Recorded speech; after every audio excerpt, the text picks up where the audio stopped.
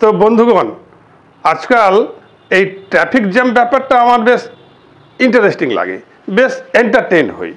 দুর্ভাগ্যবশত আমার একটা বাইক আছে আর কি। তো সেই বাইকটাই করে আমি একদিন যাচ্ছি, হঠাৎ দেখি ট্রাফিক জ্যাম, দাঁড়িয়ে পড়েছি। আজকাল বেশ সুন্দর সুন্দর স্ক্রিনে করে বিভিন্ন বিজ্ঞাপন দেখানো হয় সিগন্যালের কাছে, সরকারি বিজ্ঞাপন, বেসরকারি বিজ্ঞাপন সব রকম চলতে থাকে।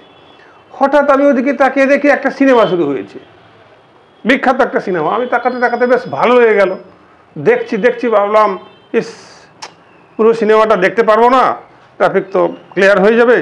দেখছি, ও বাবা, তারপর দেখি সিনেমাটা শেষ হয়ে গেল, ট্রাফিক জ্যাম তখনও উঠলো না।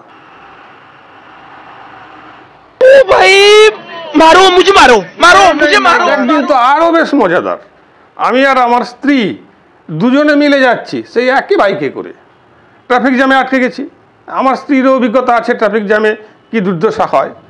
তো সে আমাকে বলল, শুনছো? আমি বললাম, হ্যাঁ বলো। না চলো একদম লুডোই খেলি।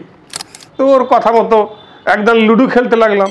ও বাবা, লুডো খেলা শেষ, একদম লুডো খেলা হয়ে গেল, তবুও ট্রাফিক জ্যাম উঠলো না, তখনও রাস্তা ক্লিয়ার হয়নি।